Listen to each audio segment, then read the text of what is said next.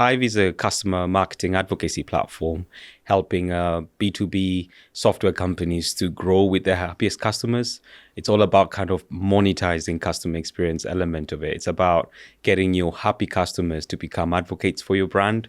As everything's going now, B2B is changing. It's all about humans. It's all about people. It's about connecting to people. So we're slowly seeing this shift from transactional and rational forms of relationship to more of a emotional and kind of a relational and emotional form of relationships. Emotion drives everything. We're, as much as we think that we're rational beings, we're such emotional beings. Yeah. So humans are just driven by emotion. And to get somebody to spread positive word of mouth, it needs to be super positive or super negative to make me want to speak about it. Yeah.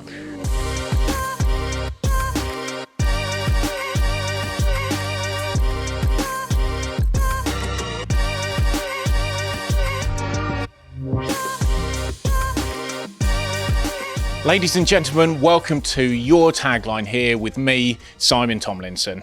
In this episode, I speak to Amon Kiplagat, who is the co-founder of a customer marketing platform called Hive, which helps to turn customers into engaged advocates. Amon has a degree in computer science and worked for several years at a customer experience company, which is the perfect background to build a platform like this from scratch. I find out what customer marketing is, why it's so important, and how Hive helps support other businesses to implement it into their existing marketing activities. He also talks about his journey from leaving full-time employment to setting up the business and the lessons that he has learned along the way. It's really interesting to get a deeper understanding about this concept and also inspiring for anyone who is thinking about setting up their own business. But before we get into the episode, I'd just like to mention our sponsor, KickLab, which is a digital marketing company based in Birmingham in the UK. KickLab have over 15 years experience specialising in branding, websites, digital marketing, social media and more. So if you want to grow your business online, just head over to kicklab.com, which is KIKLAB.com. Okay, let's get started with the episode and meet Amon. If you do like the episode, then please do give us a thumbs up and subscribe so you don't miss out on any future content. Hi, Amon. Welcome to the podcast. It's good to have you here. Yeah, thank you for having me. And thank you for coming on the show. I'm looking forward to hearing more about you and more about Hive. So first of all, can you just tell us exactly what Hive is and what it's all about and how it can help businesses? Yeah, so Hive is a customer marketing advocacy platform helping B2B software companies to grow with their happiest customers. It's all about kind of monetizing customer experience element of it. It's about getting your happy customers to become advocates for your brand, spread that positive word for your brand. How that looks like is when customers sign up with you and they've used your product and they're happy with your product, they can now get to take part in things like PR activities. They can actually write blogs for you. They can do video case studies. They can write content for you. They can also kind of act as references for prospects. So when prospects are kind of in that sales journey, salespeople can leverage their advocates to speak to these customers. Also, you can have like customer buddy ups where a very well experienced customer who's used your product, is successful, can buddy up with a new customer, and they can actually now essentially get them onboarded well. So it's quite a useful tool to try and drive adoption and close that gap in terms of winning new customers. Yeah, and I think that for people running businesses, having customer advocates is a really powerful thing. Yeah. Because I know from my own personal point of view, like there are some particular brands and products which I love, and I will sing from the rooftops about them and try and convince all my friends and family to buy them or to use them. And also, if ever I'm thinking about buying something or using a service, then I will often ask my friends what they think about it, and that will really help to help me make up my mind about what I'm going to be doing. Yeah. So is customer advocacy something that is very popular within businesses as a form of marketing? I think it's starting in America, definitely. But in the UK, it's kind of growing now. Okay. We've seen a lot of roles come up now, especially I think in B2C, it's actually quite kind of prevalent in the UK, but within the kind of the B2B space where I think some of the relationships are fairly transactional, where it's all about buy from me. And then when you're about to renew, everyone kind of runs around to try and get to hear, are you going to renew or not? So it's a fairly transactional, but as everything's going now, B2B is changing. It's all about humans. It's all about people. It's about connecting to people. So we're slowly seeing this shift from transactional and rational forms of relationship to more of a emotional and kind of a relational and emotional form of relationships. So it is coming up. And I think it's actually definitely one of those tools in the arsenal. Every marketer in the world activating word of mouth is kind of a secret sauce in terms of that you'd want to happen in your business. Yeah, and that it's that word of mouth, isn't it, that can really help businesses to either grow or maybe go in the opposite direction as well. Absolutely, word of mouth. Probably like this kind of podcast.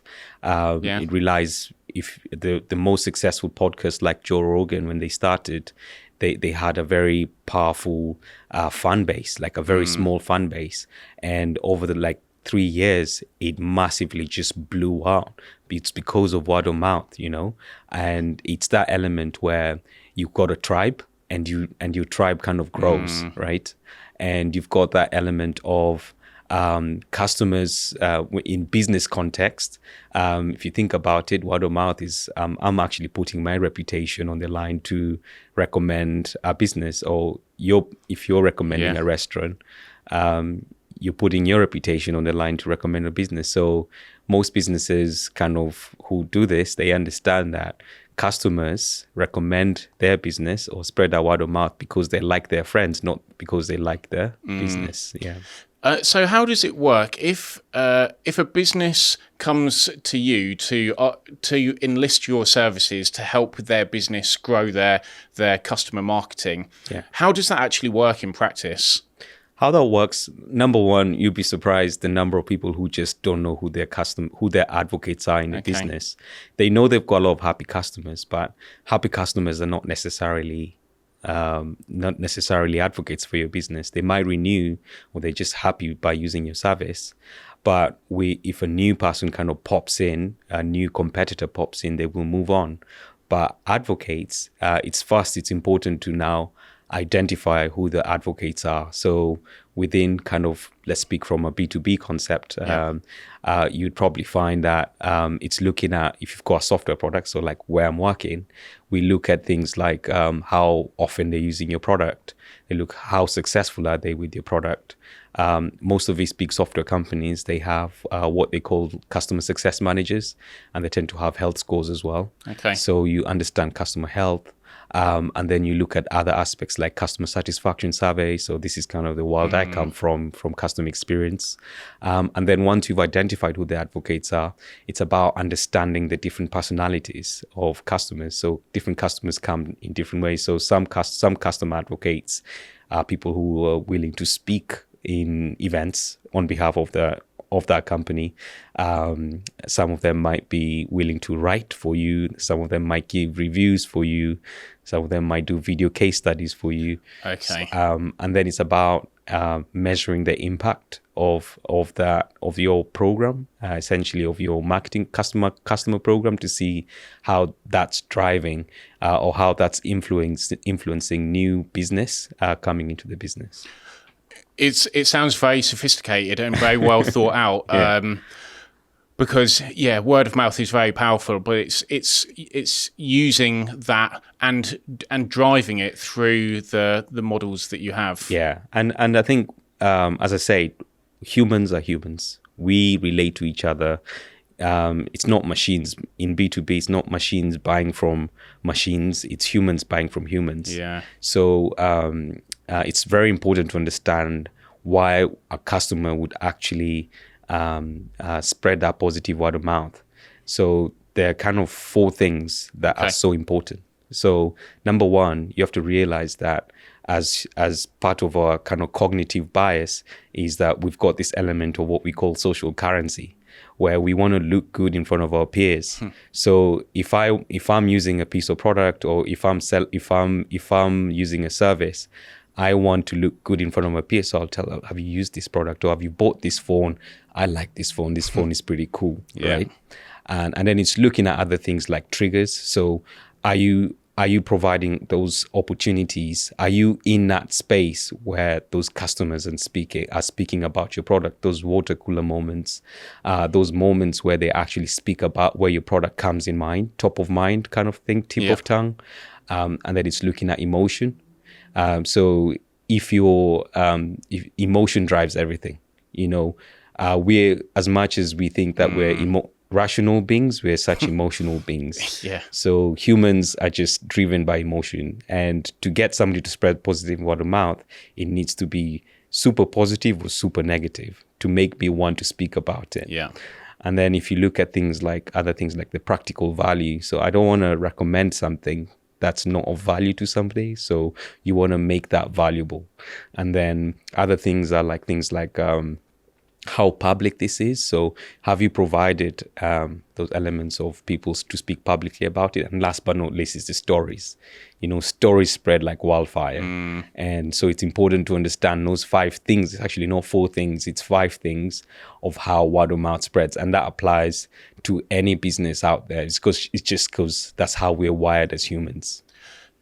Yeah, and stories are very powerful. And I completely agree with what you were saying about emotions, how they really drive all of our behaviour, whether it's buying products and services or doing anything at all. We think that it's our cognitive part of our brain that's doing it, but most of the time it's our emotions, and then we just come up with reasons that then support what our decision already was going to be anyway. And that's actually a big part of it. Sometimes we tell our friends just to validate, to make kind of sense of what we've just bought. So it's actually, I've made the right decision here to buy this product, and that actually drives that word of mouth as well. Yeah. So you mentioned before that you've come from the world of customer experience before you started Hive. What was it that you did in your former career? Or, well, not former career, but your former job before this. Before this. So I worked in a customer experience company where we build customer engagement software. So basically customer feedback, SMS, kind of sending out messages. So if you think about, we worked with companies like Premier Inn. So if you're looking to book a hotel, the communication back and forth, would you like to cancel, DPD kind of things. But we also did customer feedback, where we analyzed feedback. We had this narrative that customers just need to be, it's about emotion, right? It's about asking customers. If you ask a customer, you're just asking a question, a score and question, and an answer. And it's looking at that unstructured kind of open-ended feedback. That's where all the insight is. And we used to talk about this, what we call moments of truth. And we used to analyze that feedback and then provide companies with the insight to actually improve their customer experience. And that's what I did for 8-9 years. And I was actually part of a development team. So I'm a computer science background. So I was part of a software development team. We did a lot of cool work, innovative work, and that kind of gave me that confidence. And seeing that, because we joined as graduates, actually me and my former co-founder, we were graduates when we joined this company, and we grew with that, and that gave us the confidence that we can actually go ahead and do ourselves. Well, it sounds like you've had the perfect background to make this new service, because you've been working in customer experience, so you've got a lot of understanding about how that works and the real power behind it, and how to get the real insights and those moments of truth from all of that data. Because I know with customer experience, it is a lot of data to have to go through and to try and analyze and make meaning from. But then you've got your background with computer science as well and software development, it's just like perfectly came together. Yeah. How was it that you then, so you were working at this customer experience company, how did you come to the decision that you wanted to break away from that and start your own business? Yeah, I think I've never thought myself as somebody who would start a company, even though like throughout my period there, I used to go for a lot of, in software, you have these things called hackathons. Okay. And I used to love going for them. Every weekend, you'd find me in a hackathon in London. What is a hackathon? So a hackathon really is, it's an event where developers come together to kind of figure out how to solve different problems. Okay. Really. And I'll give you an example of one. Actually, I won that hackathon. So when 4G first came out, they were looking at how you could apply this element of fast internet. And now there's 5G, but 4G was the thing back then. And video was a big component of it, right? And they asked us, come up with ideas of how you can use this new tool, because 4G is a tool really, to solve different problems. And we developed, actually, some of my friends from Cambridge had come down to London. I was in London that weekend. They asked me, what are you doing? I was like, because I checked in. We seen you in Facebook. Back then in Facebook, we used to check in. Do you remember? And they saw that I was in London and they thought, oh, let's come and hang out with you. And for 3 days, these guys just came and we built this app called Cloud Doctors. Okay. So back then it was really doctors from LinkedIn could basically put like that they work as a doctor, and they registered to the service, and we'll look for doctors who could actually come on video and help diagnose different problems. So I think back at that time, there was a problem of 999 calls. I don't know if you remember, and 111. So the 111 service had just come out. Oh, right. Okay. Yeah, to kind of deflect the calls. Yeah. And we thought, why are you just it's almost creating a similar problem. So we thought, why not just create a tool or a piece of solution that would allow patients to video in. A verified doctor would be able to diagnose the problem, and actually tell them, you need to go to A&E now, or you need to just contact your GP. It's not that serious. Just wait until you go and see a GP or get some medication or get some rest. And we won that. So I was passionate about that. Yeah. And then it came to all of that culminated to get talking to some of the people in the business. As a developer, I was super interested with the business side of things. I used to look at our founder. He was super inspirational, and I used to wonder how he works and how he just manages to grow this company. I used to listen into everything. I used to talk to salespeople. I used to talk to customer success people. I used to talk to the professional guys. They were all like my best friends. And we used to hang out, and I would be asking them questions about their work, and I was super interested in, and that's what's given me all the skills of what I'm doing now. And it sounds like an excellent way of doing it, because you were in an environment where there were lots of people that you could learn from. Yeah. So you were really using that by asking them questions and finding out, and then taking that information and then building your own business, which I think is amazing. Yeah, absolutely. Yeah. So when you made the decision to start Hive, what was the process that you actually went through from going, I think we should do this, to actually starting it as a business? What was the process that you went through to make that happen? Yeah. So actually, before we started Hive, we had a marketing agency. So and we were looking. I think initially when we started, we were looking to plug in gaps with technology. So looking at marketing as a marketing and technology agency, helping to develop kind of fully fledged products. So if you come to us with an idea, we can basically design your product. We had a design person in the team, co-founders. We had a marketing guy in the team who would help kind of package the product and essentially market this product. And then you're the tech guy, myself, who would actually build the product. So I was quite lucky from a design and technology perspective, and I could double up on also helping marketing and helping design. And as you know, agency business is such a brutal business. It's really hard. Cash flow was a problem. We had an office, and I think we just realized, you know what, we are good at building software, while we kind of wasting time, not wasting time really, while we trying to learn new things, while we could just leverage the kind of knowledge we have. Yeah. And that's where Hive came in. And we went back to our roots, which is customer experience. And there's this question that we used to ask customers: how likely, it's called the Net Promoter Score question. Okay. How likely would you recommend my business to your family and friends? Okay. And if you scored a 9 or 10, you're considered a promoter, somebody who's highly likely to recommend my business. So the idea was to turn those promoters into advocates. And that's where the idea was born. And that's Hive.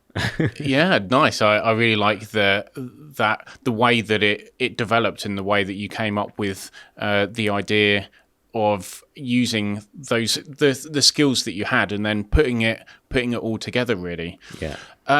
So with a business like that, how did you go about funding it? Was it something that needed external funding, or was it something that you put in together with your co-founders?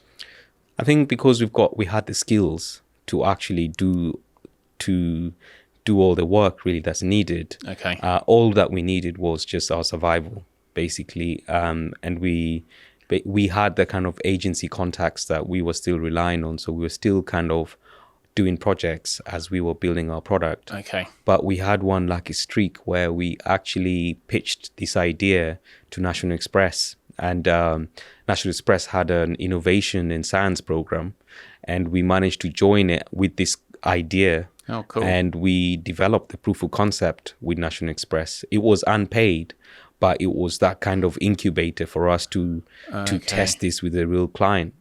And that's how we funded the whole thing. So typically you definitely need investment. Yeah. I've been going now since I quit my job, it's been going for 3 years now. Okay. So you can imagine thinking about, paying for your rent, paying for your car, paying for your expenses. You need to think about how you manage that. But you definitely need investment. We've bootstrapped ourselves. So, okay. Yeah. Well, yeah, it sounds like you were in a fortunate position in a way, because like you said, you had all of the skills within the team. How many people are there within team? So we were 2 initially. Okay.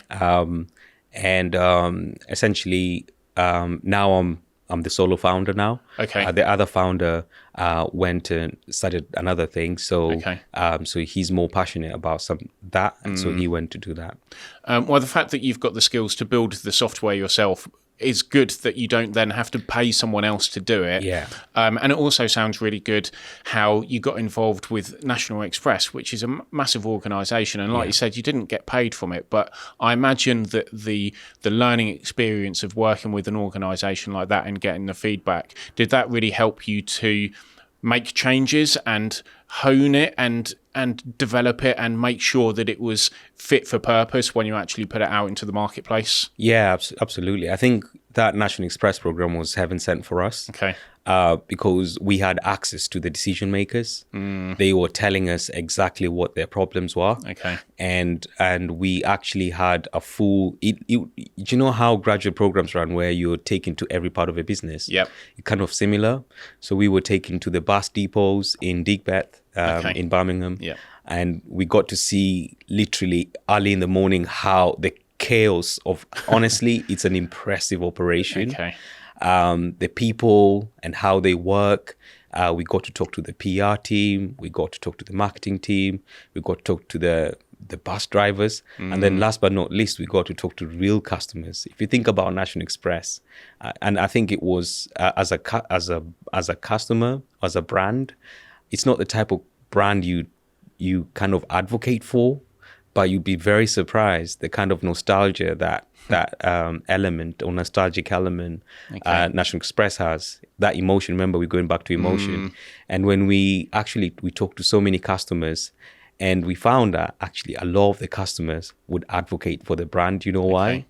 They remember National Express was the only bus available, or even any mode of transport that could get them to some remote place in Glasgow. Okay.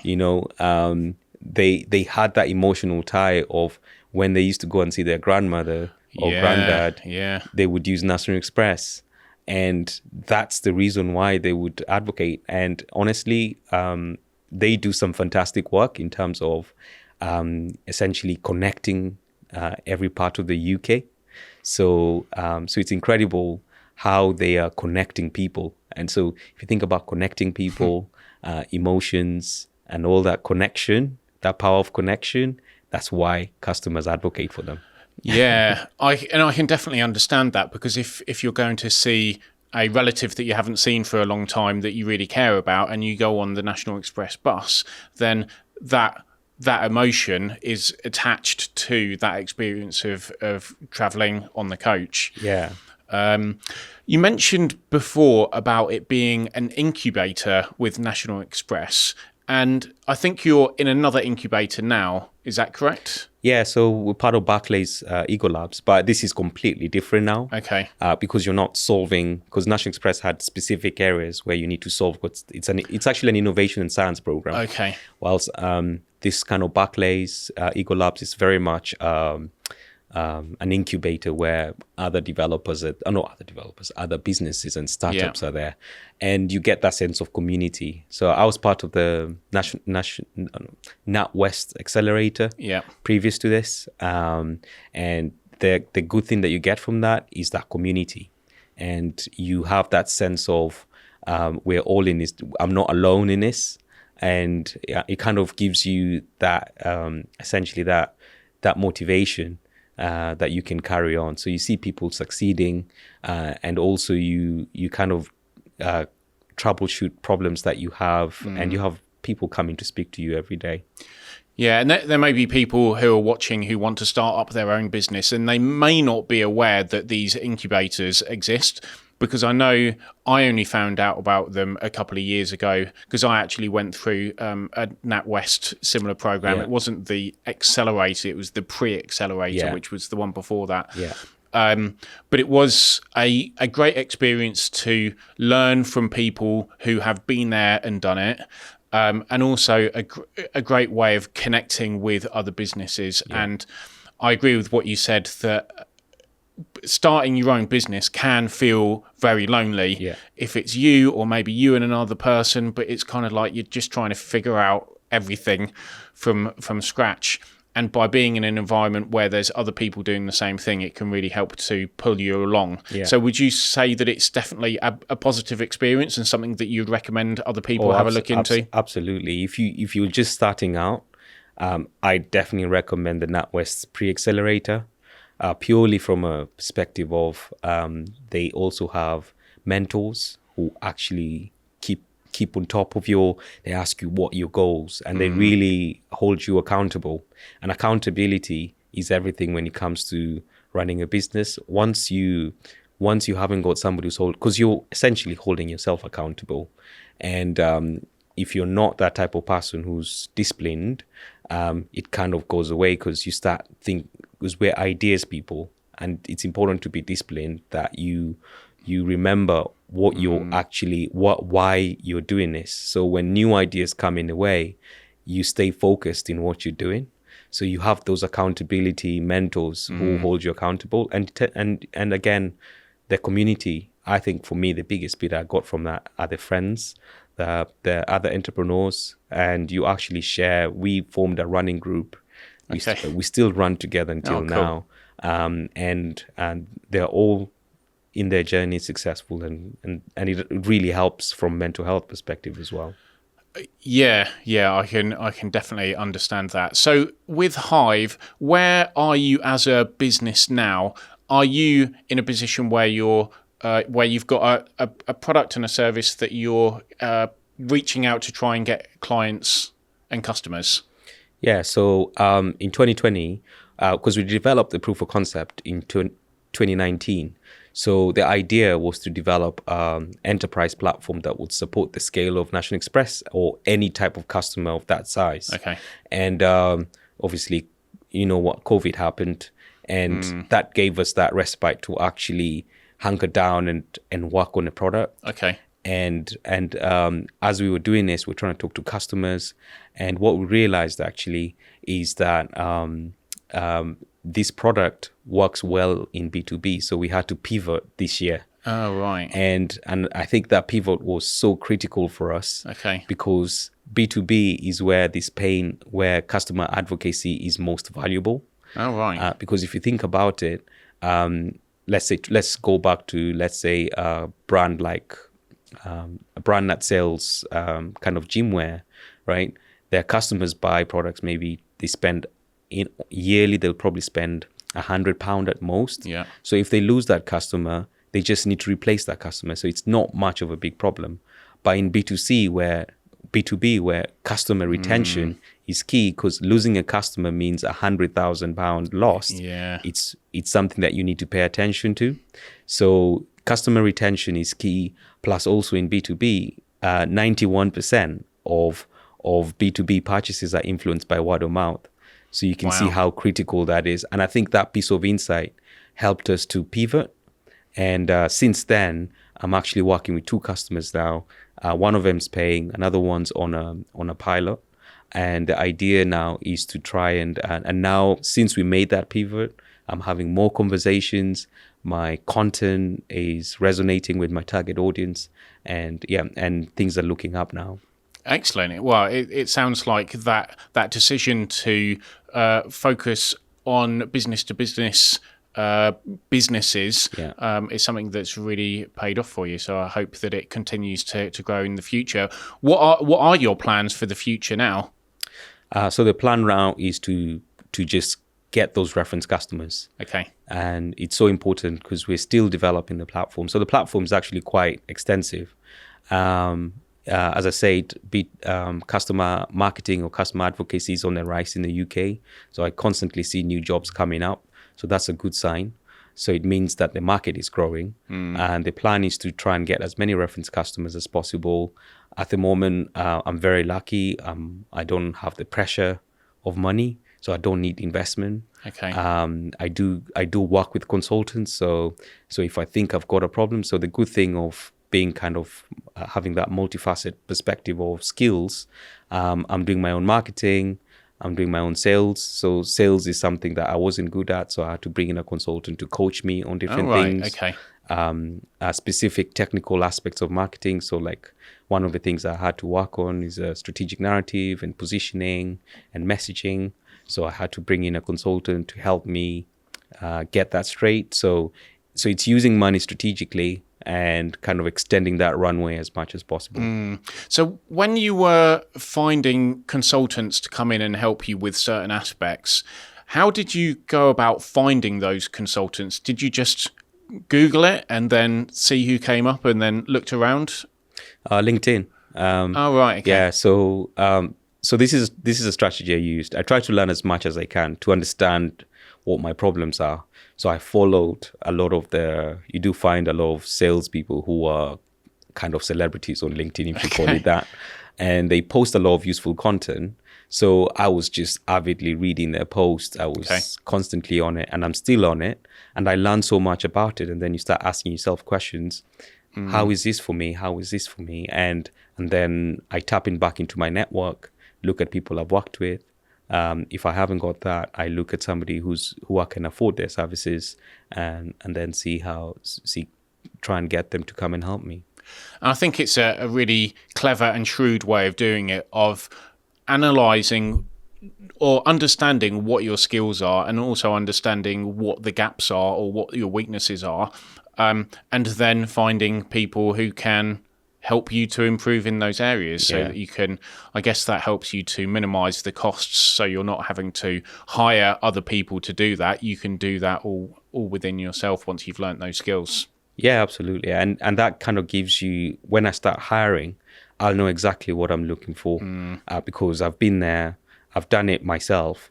I've had to bring somebody so I can see that most of his consultants are actually quite well experienced, and they do give you a lot of information if I listen more. A lot of people who know me, I'm very silent, so I don't talk much, but I consider that my superpower, because I can listen more. I can actively listen and ask a lot of questions. And I learned from that, just from my days where I used to work at my previous company. Okay. I could talk to the salesperson, ask them questions. They probably think, why is this developer asking me such questions? And what that did actually, gave me more information. When we were developing products, I would actually quote and say, like, there's this salesperson who told me that this is how this customer uses this, and I would use that insight to help us develop the products. Okay. So I learned so much. I learned from that, and when you're actively listening, you get a lot of. And when I do start hiring, when I'm talking to people, I will know what I'm looking for. And I really like what you've just described there about how you've learnt those things. And I think that listening is something which is very underrated as a skill, and people try to focus on speaking more than they listen. But I think there's a phrase, we have two ears and one mouth. Yeah. So we should be listening twice as much as we're talking. And it is a very good skill to have, to be able to really listen to people and take on what they're saying, and then be able to actually apply that. And it sounds like you've done that fantastically well. So now, if there's people who are watching who are thinking about starting their own business, whether it's something similar to what you've done with software development, or whether it's something completely different, is there any key lessons that you've learned along the way that you think would be useful for other people? I think it's the number one thing is about falling in love with the problem that customers have. And I've fallen culprit of this. When you come up with new ideas, you think, oh, this must be great. But it's not someone's problem. And I've been beaten a few times with this, where a good example is most software companies, they sell a product and all they talk about is a product. And a lesson that I've learned more recently with sales through training is that you need to be problem-centric than product-centric. So, and that applies to, so when I'm talking to a customer, I'm trying to dig deep to understand what the problems are, and then trying to understand what the impact of those problems to the business, and then look at the real root causes of why those are happening, and then see what the intrinsic motivations of why they would want to change, so that I can now look at how my product can help solve those problems. Because now I understand that. Initially, I used to have my sales deck, and I'll start I'll have like a 15-minute consultation, and then next thing I'm just showing my sales deck. And unfortunately, that's a very product-focused way of doing it, and that applies to marketing as well. You need to think about what problems your audience have, and then create content that's of value. Same with customer service. Understand what problems your customers are facing to understand how best to support them. Applies to product. Understanding what problems that exist within your customers or intended customers, and then finding solutions to them. So it's good to have ideas. It's important. But at the end of it, it boils down to what problem your customers have. I think that's great advice. And as you were talking, you were getting me thinking about my own business and thinking, oh, actually, how could I market my services in a slightly different way? So rather than just the service or the product that I would be providing to people, actually thinking about what problem is it solving for people and their businesses. Yeah. So it's selling the problem. Yeah. So it's not selling your product, it's selling the problem. Yeah. Great advice and really nicely summarized. And I think that's something that a lot of people could take away and think about for their own businesses, whether they're just starting out or whether they're fully fledged businesses as well. It's a good way of looking at it. Now, I know that you're a very keen reader of books, so I'm interested if there is one or maybe a couple of books that you would recommend to people, maybe in business or personal development, that would be helpful from an entrepreneurial oh God, an entrepreneurial point of view. That's a difficult word to say. Yeah. That people might go away and read, and it could be helpful to them. Yeah. So a good one is The Hard Thing About Hard Things. Okay. Ben Horowitz. I don't know if you've heard of him. No, I've not. So Ben Horowitz is one of the founders of Andreessen Horowitz, the main VC firm backing Facebook, Okay. Instagram, Airbnb, all these big companies that we know. And this guy has such an inspiring story of how he's built, how he the challenges that he went through as a CEO of a company. So it kind of gives you kind of the raw emotions that he felt, Okay. the sleepless nights that he had, the decisions that he had to make, and it's so authentic that when I was reading it, I've read it like 3 times now, and I keep on going back. What did this guy do? Because you feel the same things, right?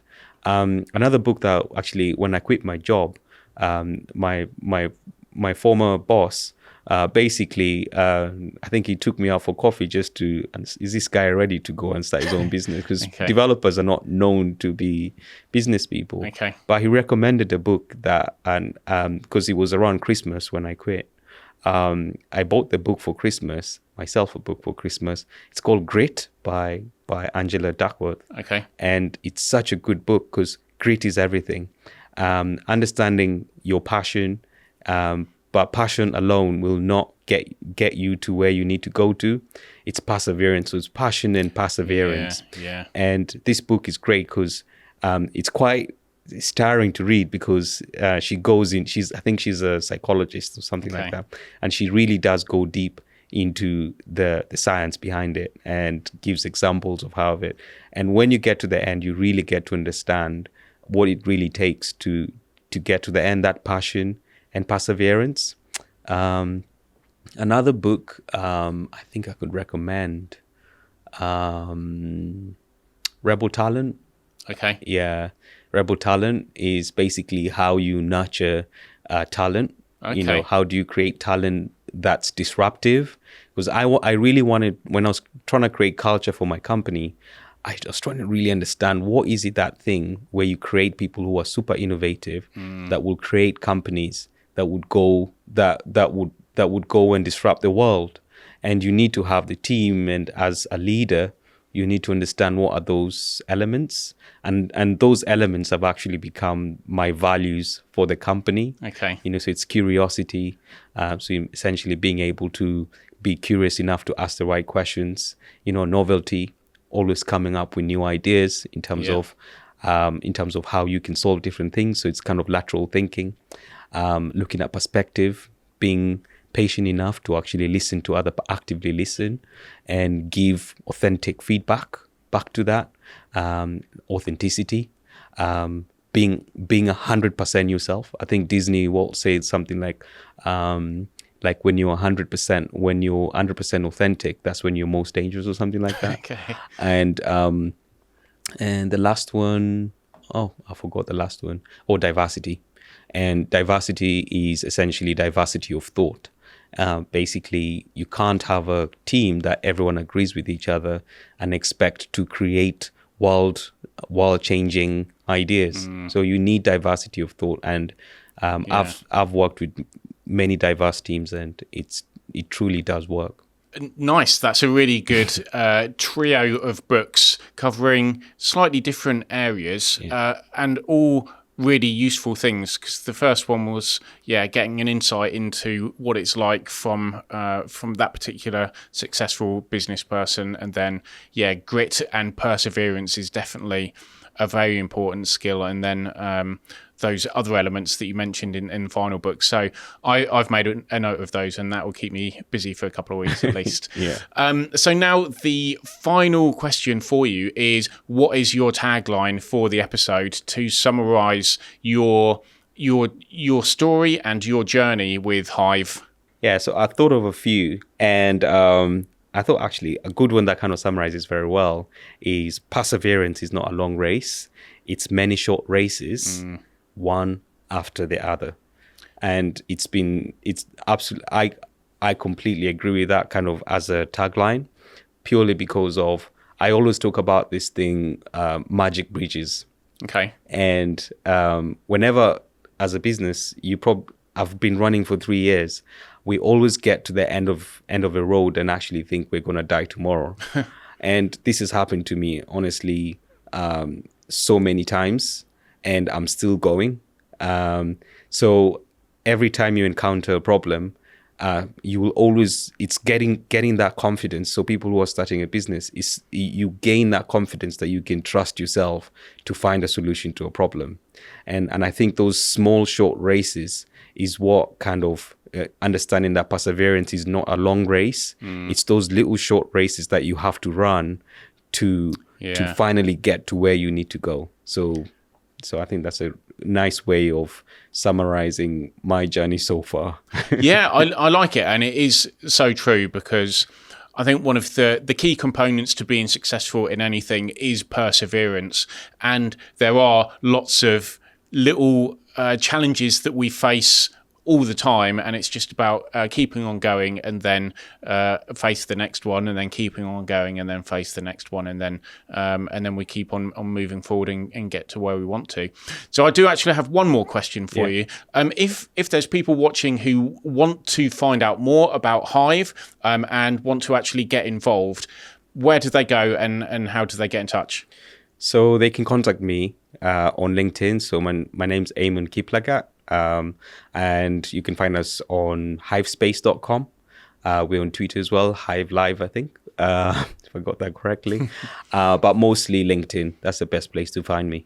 Okay, awesome. And I will leave a link to the website in the description and the show notes, and I'll leave your LinkedIn URL as well. So if people do want to connect with you and get in touch, then they can do that just by clicking on the links. Yeah, absolutely. So yeah, thank you so much for coming on, Amon. It really has been great speaking to you and finding out about your business, and personally inspiring for me. I love doing this podcast because I get to speak to so many inspiring people. So yeah, thanks very much for coming along. It's been a pleasure. Thank you. I hope that you enjoyed the episode with Amon. Next week, we'll be speaking with Jack Brabant, who is the owner of the Digbeth Dining Club in Birmingham, which was founded in 2012 and is now one of the UK's leading operators of street food vendors and events. It's an amazing venue with great street food, so it's going to be fascinating to find out how he set it up as a business, and also how he dealt with being forced to shut for such a long time due to COVID. To make sure you don't miss out on this episode and all future content, then please do make sure you subscribe to the channel. Thank you for watching, and we'll see you next time.